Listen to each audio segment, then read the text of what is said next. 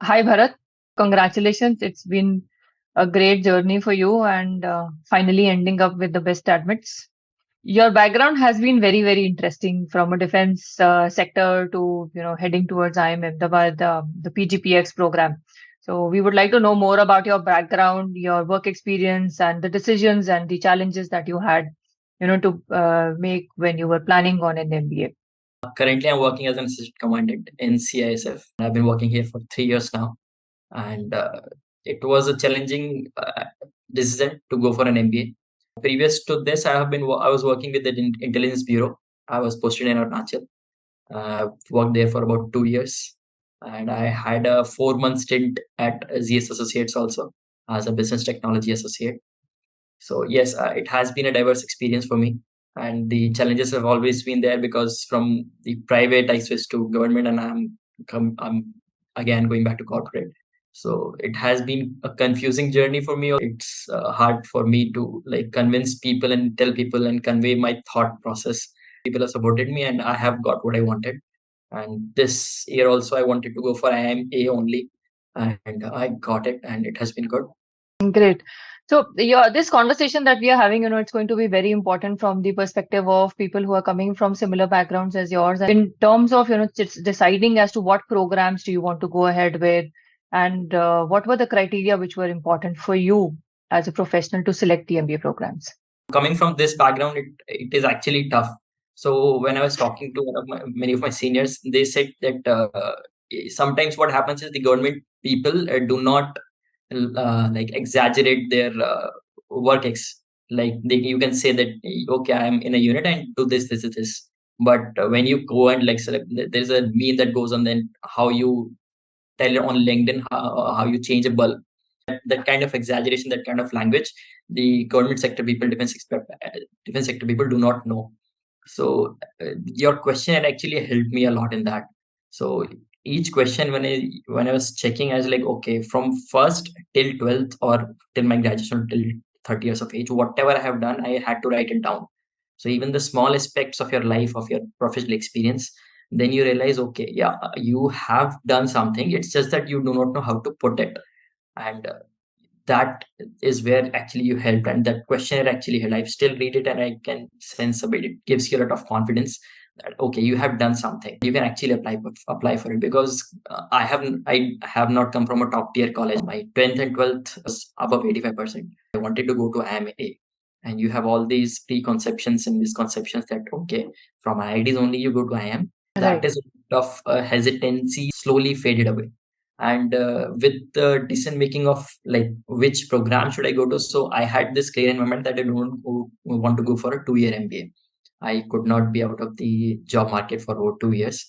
I have a family, and this particular age I did not want to be out of that. The opportunity cost was just too high.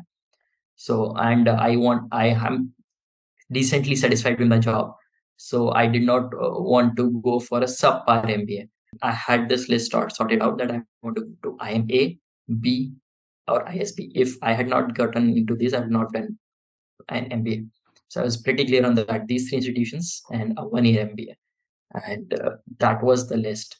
Many people also like, would I go for an MBA abroad or not? The opportunity cost was not an issue. It was an issue of whether I want to settle in India or abroad in the short term, in the long term also. So after talking to many people and on the internet, I decided that I apply just for NCR and nothing else. And that too also Singapore campus only. So even if I had to like work outside, it would be in Southeast Asia. That will be relatively comfortable for me. I had that comfort that if like something happens, I may come later to here. With my daughter here, I'm like, it's pretty good. I'm here in India. Excellent. And that's too much of a motivation. Why should you move out at all? Great. So, given your work routine and the kind of work pressures that you have, how was the GMAT preparation, and what are some tips and strategies? There are a lot of myths about this. Is the importance of GMAT? I have a high GMAT. I don't have a high GMAT. What are your views on that? So yes, GMAT score is, I think, necessary. It's good, but what I have, like whatever I have researched and whatever the people have actually gotten into, I was talking to them. So good GMAT is required, I think, what from my point of view, but it is not mandatory. A good GMAT is like about 700, 690s above is you are in a decent zone. Like you are in that zone that you can compete now with people. Now it depends on how you put up your profile, the admissions committee. That is what I have learned about from this journey. And from the preparation point of view, so I decided to go for an MBA last December. So, and I did not want to put in 25,000 directly and book a slot and do anything like that. So what I did is I downloaded previous OGs, official guidebooks, and I solved it in like a week. And I am pretty good with mathematics, so that was not an issue. Quant was okay, and with English, I struggled a bit for about 15 days. And it was not like I have to read for 4 hours or 5 hours daily. Just before going to bed, I used to like get the book out and solve for 1.5 or 2 hours, and then I go to sleep. No pressures, nothing. And in about then in January, I booked a slot for March. So what happened is I was again called for a duty, and I had to move somewhere. And fortunately, I got network was there, so I took my first mock there only. I scored a 720 on the official mock. I was pretty happy with it, but then the greed kicks in, and you're like, if I can score 720 without any issues, I should go for a 750. Why not? And then I started preparing whatever time I had, 1 or 2 hours in between. It was not a good preparation strategy because whenever I got the time, I solved some question. This is the time slot, and that is where I lagged. And it my constant movement also like hampered the preparation in a way that I could not sometimes look at my mistakes that I committed, and I could not rectify them in time, and I could not score much well on the second mock also. It was 710 on the second mock, and things started going down. Then because I was again called for another tutor, I missed my GMAT test date, so I could not give it in March, and I lost my money also because I called a few people, but it was like a last minute duty, so last minute assignment, so I could not get it. I booked another slot in June, and I took a leave of absence for 1 week from beforehand only. Like I applied for 2 months in advance that this 1 week I be off. Like, then I came to Delhi, prepared again for 1 week, just 1 week, 2 or 3 hours, 4 hours daily. And this time I made sure that I'm giving one mock daily. And it was all free mocks. Kaplan has a free mock. GMAT Clubs has some free mocks. I just gave those free mocks, no money invested. And I did not rely on those numbers. I scored 730 also on one mock. But I was like, this is not good. Then on the last two mocks, I gave the official mocks again. And I scored 710 and 720. But I was like, now I'm not getting 750, and I'm not sure also that whether I'll be called for some other assignment or not. So I gave it a go, and I finally scored 710. So I was pretty decent because my target was because I have some friends and some seniors who got in with 700 and 690. I was like, 700 is good enough. I got 710. I was like, okay. Now I'll talk to some people like you who are actually like experts in that. And I talked to you, and you said 710 is good enough. If you can score a 770, then go for it. Otherwise, just relax. Focus on your application. Then I was like, now let it go. We'll fight with 710 only.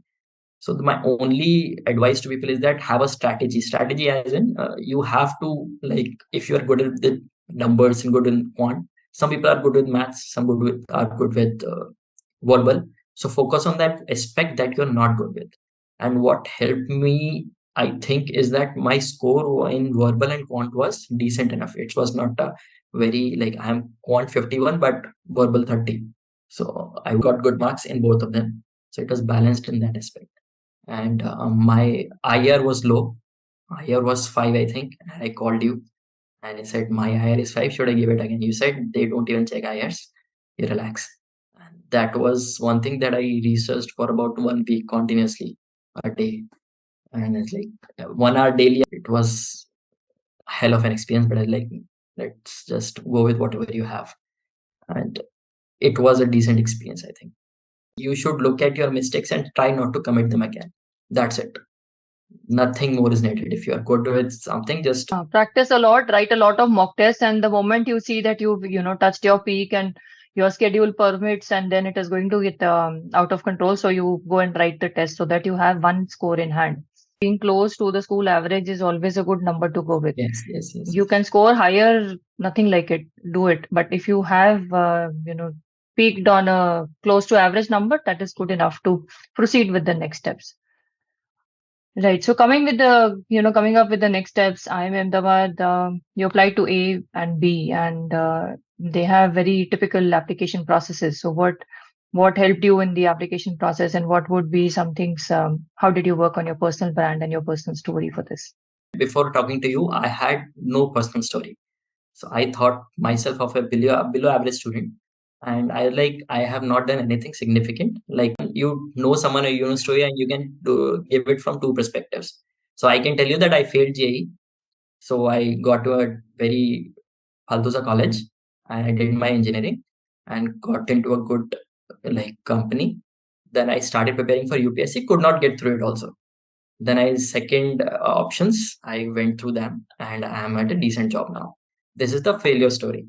And then you can give it a success story that, okay, I cleared NDA, then I cleared this thing, then I cleared this thing, then I have reached to a certain potential and I'll move on to the next level.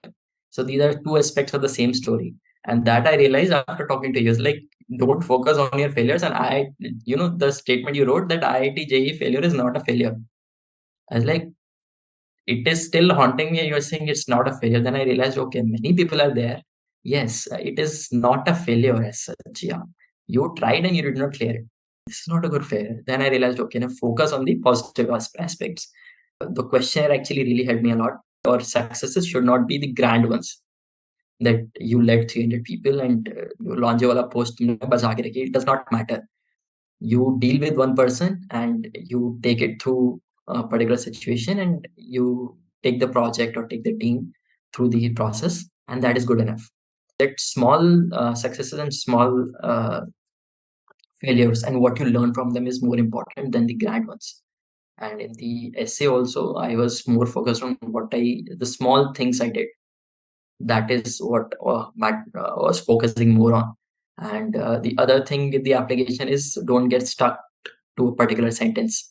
It's still written there because somewhere I'll use it. I love that sentence. It is a very good sentence. But we have to get over it. You do not get stuck to a particular point. Constantly keep moving it. And the other thing is that you said after one point, you just write your essay and keep it aside. Don't focus on that. Because each time you look at it, you'll find this can be improved, this can be written down, this can be taken down. So many iterations will be there, and after a point, you have to just put your foot down. That okay, this is done. I am committing this. No more improvements. Nothing. That is the final version, and was very important. These two learnings, and the other learning is I had no idea about my post MBA goals. I just wanted to go on for an MBA and probably land a good high paying job. I had no idea what operations was. I had no idea what consultancy was. So after only I secured a good GMAT score, I started researching on these. And I researched also when I was talking to you. I still have those notes with me where the three types of consulting are there. These rules focus on one of these. You'll fit here, you'll fit there. So that helped me a lot because what I feel is in your application, your post MBA goals are really important because the in the end college wants to also place you. Why will they bet on you? Because their numbers go down and you don't want that. As simple as that. They're also doing a business. So that should be clear to you what you want to do post MBA. But that should come to your mind only when you have good GMAT score. Otherwise, you'll keep on pondering over what should be a posting an MBA goal and you are still not crossing 600 GMAT. So that should not be there. First things first. So you take it step by step, but all the parts of the application are equally important.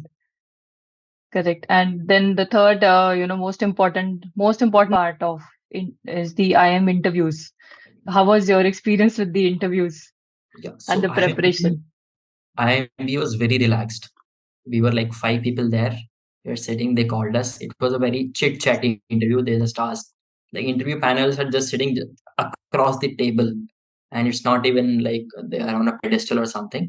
They're just a normal bench and they're sitting right there. They're talking to you. It was very relaxed and very casually. They were asking tough questions. They asked me about technology consultancy and they asked, okay, what was the TCS growth rate this year?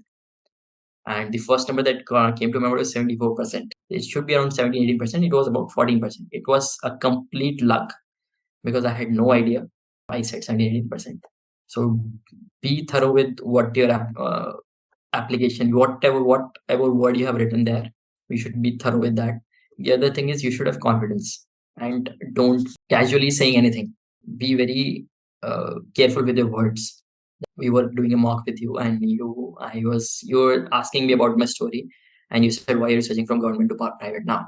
And I was going on and about what issues I'm facing, and in the end you said, see, looks like you're running away from your job. That don't be too critical of your current job, even if it is. I focused on a lot because I wanted to tell them my reason of switching, but I didn't want to be too critical of my current job also. So that was very important. Do not beat around the bush. Like if they're asking what was your percentage in class 12, they do not care about your story. If you're talking about, if they've asked for a specific point of view, just say it and keep quiet. That is what I've learned. It's short and sweet. IMB was like that. I had a few sessions on the extempore, and it really helped. That you just start talking very soon, even if you have written down the notes, just pause for 5 seconds and then start speaking. I got the topic. I said, sir, may I write something? And he said, sure. And I wrote those. He was waiting for me. Then I looked at the points again. I was waited for him. I said, can I speak? He said, whenever you have that. Then I started. It really helped me calm my nerves down and then started speaking. When my points were over, I started coming to say government is also doing something. And the professor started smiling. He was like, okay, now this is going over. But he said, now it's done. Now there are no unique points, so we can call it, we can stop it now. That So, was his right. And, what are the insights and advice for future applicants who are applying in the next cycle? So, what would be your advice for them? go step by step. Be clear on what MBA you want to do, as in 1 year MBA or 2 MBA. Then go for your colleges and check their GMAT scores, average GMAT scores, score at par with that, and then you're in the game. Before that, don't even start like daydreaming.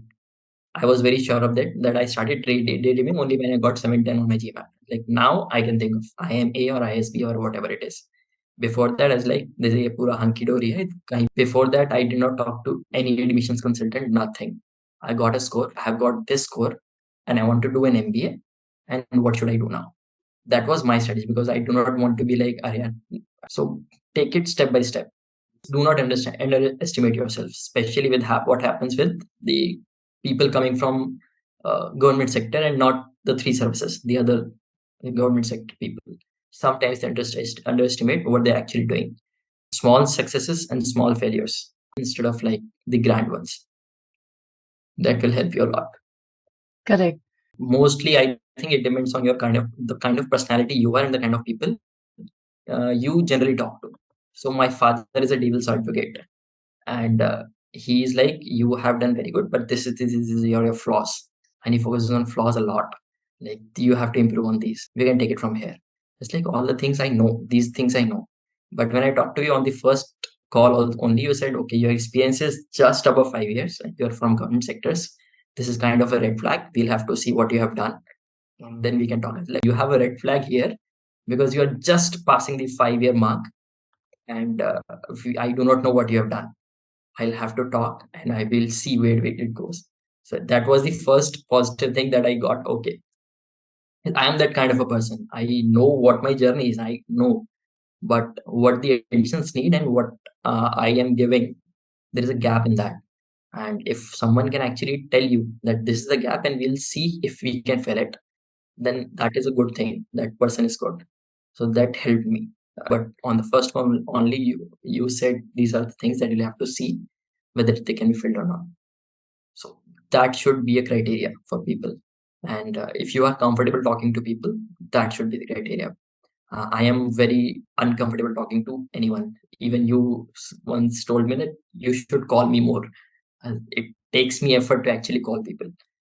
So I was more into texting. So the texts helped me. But if you're comfortable talking to people, that should be another category. You should be comfortable, and the person who is actually on the other side of the screen or other side just should know what your story is and what the gaps are.